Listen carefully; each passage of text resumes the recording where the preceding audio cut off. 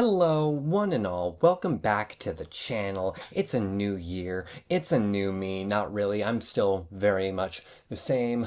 Hey, it's 2025. Currently, January 22nd, 2025. And 2 days ago, something real frustrating happened. I am going to get my thoughts together around that and then have a real more robust video around that going forward. But for today, we are actually doing a book review of the new short story collection by Mariana Enriquez, A Sunny Place for Shady People. So overall, this is a 12-story short story collection, all based around different aspects of horror and horror stories, and much of it is very much tied into a time and a place. A lot of it is tied to Argentina, a lot of it is tied to specific areas in the United States like Los Angeles and whatnot. It's very clear that a lot of thought and a lot of history, a lot of culture went into these different stories, and the scares don't come from, for the most part, just ooh, scary. They come from a deep place inside of you, whether it be from cultural trauma, sexual trauma, just overall body stuff. There's a lot of body horror in this, so if body horror is not your thing, steer clear. But I'm going to go through each story sort of beat by beat, talk about what I liked, talk about what I didn't. I will try to remain as no spoilers as possible. I'll give a little sort of synopsis before each story, but if you want to go in completely cold to this short story collection, then watch this after. But if not, hey, let's get started. So the collection kicks off with a story called My Sad Dead. This story isn't scary. This is not a scary story. This is one of those ghost stories that's very beautiful, but also very sad. And it speaks to a sort of like collective trauma of a neighborhood that has had some rough times in the past. The central conceit of the story is that there is a lady who lives in this neighborhood who can see and speak to the spirits of people who were murdered in violent ways. Like I said, it's not scary, but there is this aching sort of need to connect and a need for reconciliation that goes throughout this story that I found very, very compelling. I liked this one. Thumbs up for this one. The second story is the title story of the collection, so A Sunny Place for Shady People. This one is really interesting because it carries a lot of the Argentinian sort of cultural trauma with it, while also really hyper-specifically focusing in on the trauma and the haunting of losing someone very close to you to addiction. And it's all sort of cast against a sort of like true crime by way of like paranormal investigation. It's real interesting because the ghost in it features very little and really isn't the thing that's haunting the narrator of this story. And it's also not the thing that we walk away thinking about. We walk away thinking about the main narrator's loss. And I think that's what makes it a really compelling story. I also liked this one. Ooh, okay, now we're starting to get into it, okay? This is when stuff started getting sort of spooky and scary. The third story is called The Face of Disgrace. And this one here is the sexual assault trauma and how it manifests in the body as just terrifying body horror.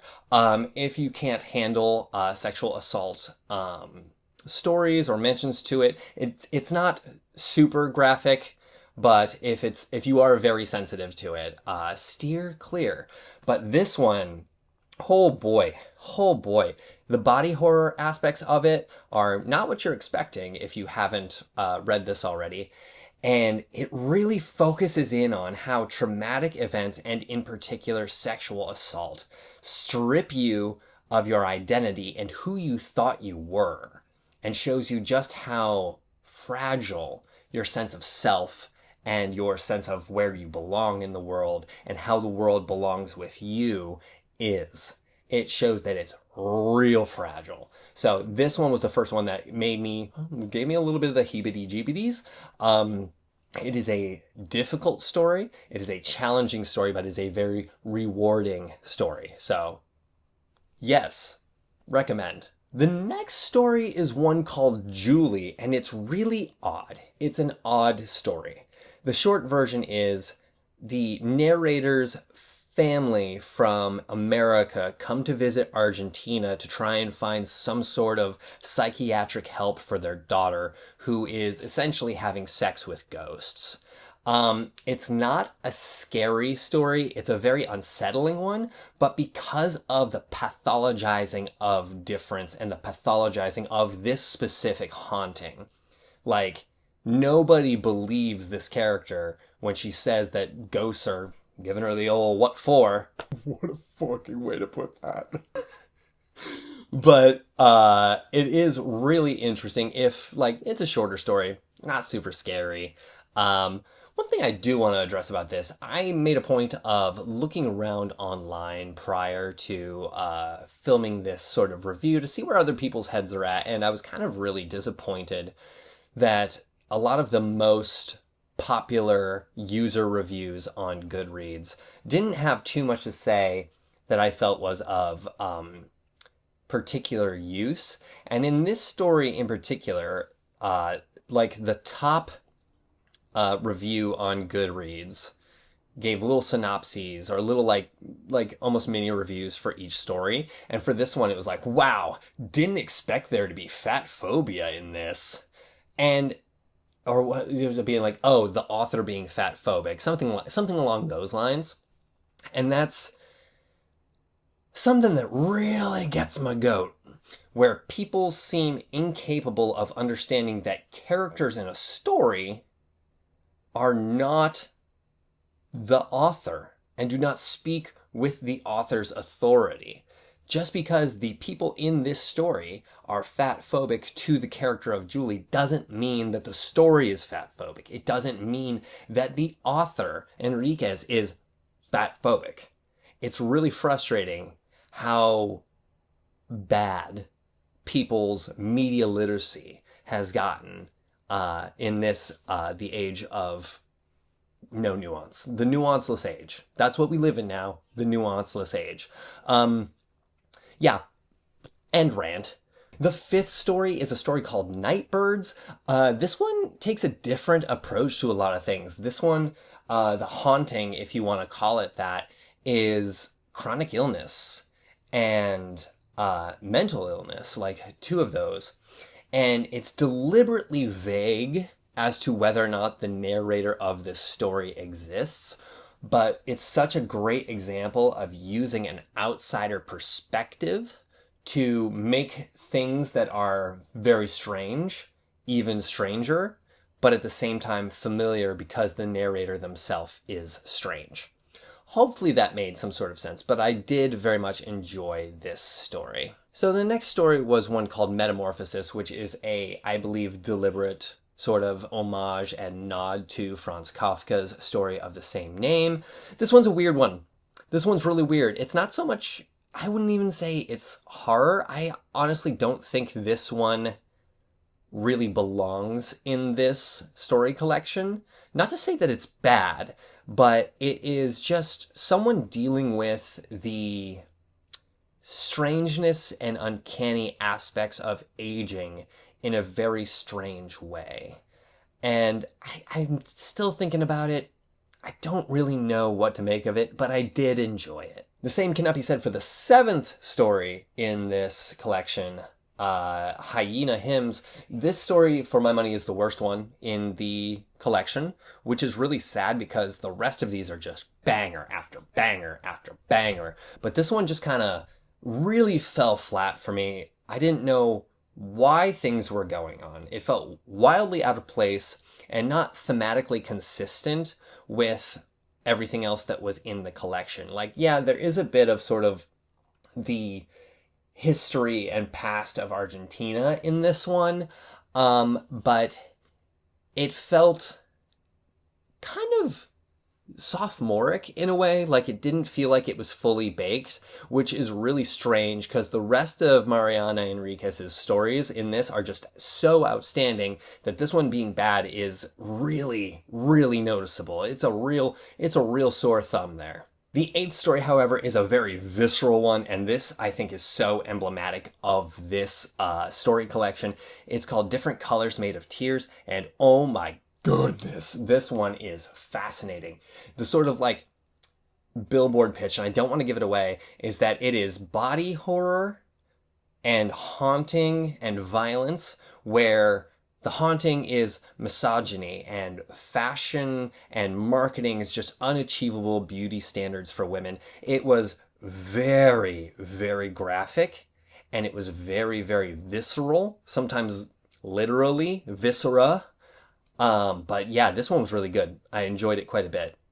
It was a weird turnaround from the one before it because I went like, well, that didn't do it for me, to holy shit, this one's outstanding. The Suffering Woman is the ninth story. I'm gonna be so real with you. I don't remember this story at all, which is kind of all I need to say about it. So moving on. The 10th story is The Refrigerator Cemetery, and this one is really interesting because it is the most, I think, upfront and explicit cultural haunting in this story, where sort of like the culture and people and history of Argentina is really like woven throughout everything that's happening. So this one being the most like emblematic of that is huge because a lot of them really knock it out of the park.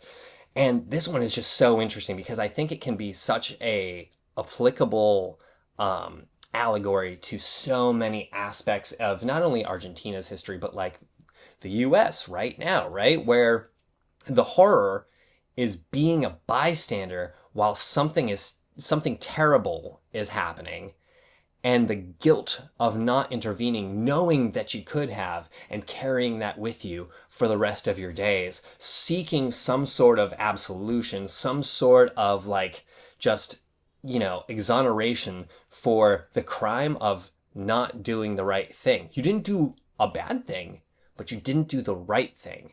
And this story explores that really fascinatingly. Yeah, outstanding. The 11th story, ooh, boy, oh boy, this was probably my favorite story in the entire collection. This one is called Local Artist. For those of you who have watched some of my videos before, either here, TikTok, where have you, I'm a big fan of cosmic horror. I'm a big fan of cosmic horror, big fan of eldritch horror, and this, this hits it right in the right spot. I'm going to stop doing this hand motion. It hits it right in the right spot. It's outstanding the way that Mariana Enriquez makes it believable how these two characters would fall into this very precarious situation, and the end of it being so unresolved and so ambiguous as to what is happening. That's just terrifying. And then really sort of like weaving in the aspects of like the unknowable terror of cultural cishet expectations of get married, have kids, be a family, all that stuff is just so fucking fascinating. If this one gave me big Bloodborne vibes thematically. Like, there's no hunters, there's no one in full leathers running around killing werewolves, but like the idea of childbirth and motherhood and the visceral horror of that being wrapped up in this sort of like cosmic entity is just incredible. Loved this story. We'll continue to think about this story for a long time. And the final story in this collection is a story called Black Eyes, and holy shit.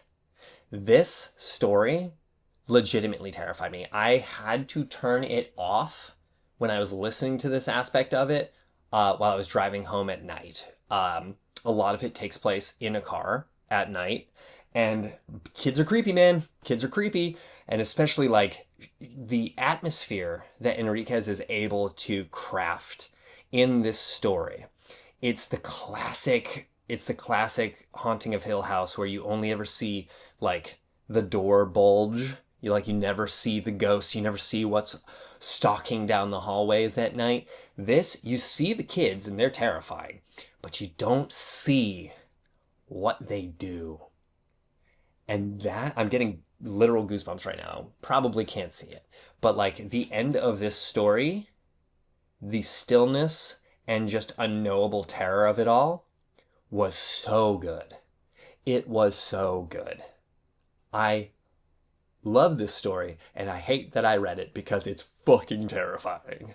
So yeah, overall, I loved A Sunny Place for Shady People. I think that Enriquez's writing style is really, really good. It is robust without being pretentious, and it's accessible without feeling condescending or dumbed down or stupid. And she doesn't hand you the answer, right? No one outright says, this is what this story's about, and makes it just painfully obvious in the world of people who don't have any sort of critical thinking skills. She gives you enough to try and make sense of what's happening without giving you so much as to defang these very visceral and impactful and immediate stories. I really enjoyed this, minus one story that I outright did not like, and one that didn't make much of an impact on me at all. So I would say overall, I would say this is like probably a strong 7 to light 8 out of 10. That's right, I'm stealing Anthony Fantano's rating system. What are you gonna do about it? Nothing. He does follow me on TikTok. Shit, he might see this. Fuck. Whatever. Fuck it. We ball. Yeah. Strong 7 to light 8. I almost just said transition. Thank you so much for watching. I'm going to try to be back more, especially at a time when I feel it is important for trans people to be much more visible in the face of people who are trying to make us invisible. So with that in mind, please like this video if you liked this video. Send it to somebody, subscribe, hit me out on some of the other social media that I'm on, and tell me what you thought. Tell me what you thought of this short story collection, or if you're going to get it. If you have read it and you know what happens at the end of Black Eyes, like, we need to connect over how fucking terrifying that was. So please, please, please, please do that, okay? One day, too, I'll learn that the lens is up here, not down here on the screen that I'm looking at. Hey, y'all. Thank you so much. Love you to death. I'll see you next time. Probably gonna be a more of a thinker next time, because I'm gonna be talking about doppelganger and maybe monsters. So yeah, that one will be fun. I'll have to actually write a script for that rather than just notes. I'm rambling now. Hey, have a good day. Love you. Bye. Mwah.